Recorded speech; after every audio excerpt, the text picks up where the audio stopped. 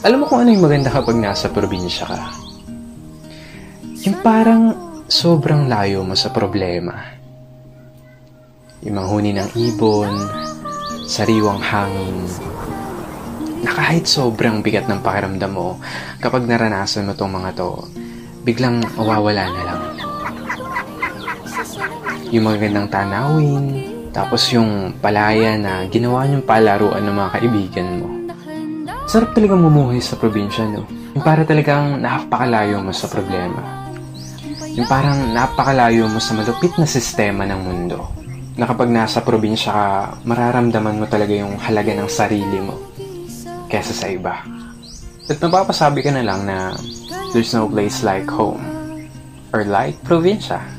At ikaw na nanonood nito ngayon, masaya ako at naparamdam ko sa'yo ang pamumuhay sa isang probinsya.